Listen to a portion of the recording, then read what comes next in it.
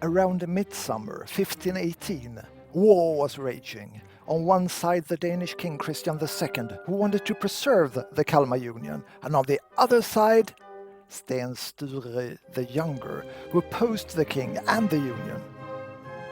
Stockholm was a stronghold for the supporters of Sten Sture the Younger, and the archbishop, who was in favor of the union, was let go, and his castle was burned to the ground. On the Battle of Brännkyrka, 1518, just outside of Stockholm, fierce fighting took place. On one side, Christian II and his army of Danes and German mercenaries, and on the other, Sten Sture the Younger and his well-trained army of 10,000 men. Sten Sture the Younger was victorious.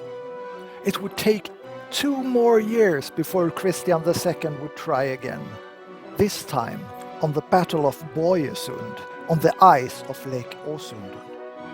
Then, suddenly, a cannonball struck Sten Sture the Younger, leaving him critically wounded.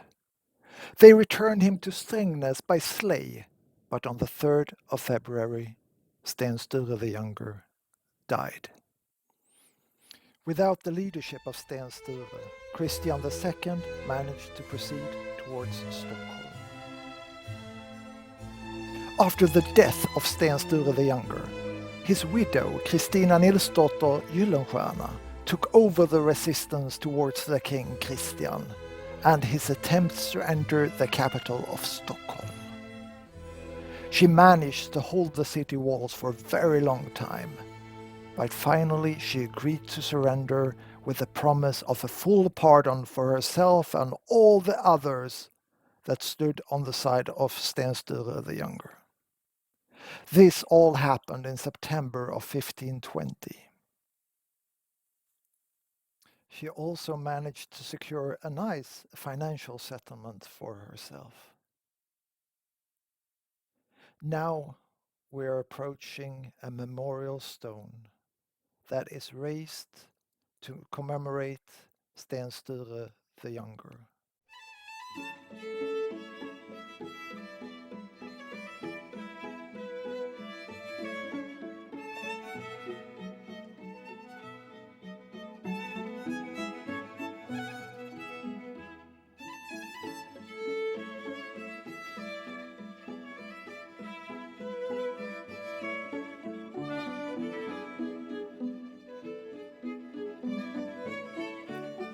Everything took place here in Gamla stan, just after the coronation of Christian II in Storkyrkan in November of 1520, where Christian was crowned the King of Sweden.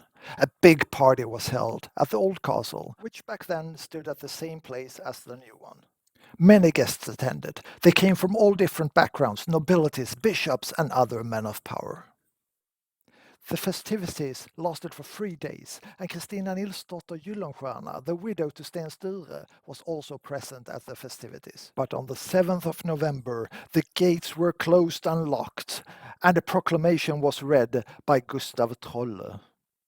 He pled his case that he was ill-treated by the followers of Sten Sture the Younger, and that he suffered both physical and economical damage.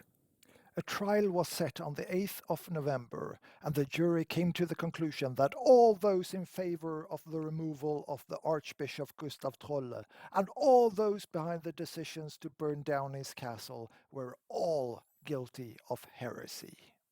To oppose the church and to remove the archbishop can only be seen as heresy, Gustav Trolle told the jury. Christian II, he gave them all the death sentence. And between the 8th and 9th of November, the executions took place on this place.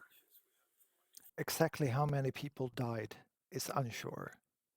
According to the executioner, 82 people lost their lives these days. But on the accounts of Olof Petri, there were more than 90. One thing is for sure. The streets ran red of blood that day. 15, this house right behind me, was rebuilt, and as you can see there are 92 white stones in the building.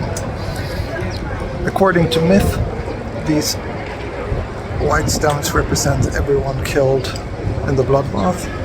And if these stones ever should be removed from the house, those people would become ghosts, and they will walk here in Stockholm for all eternity.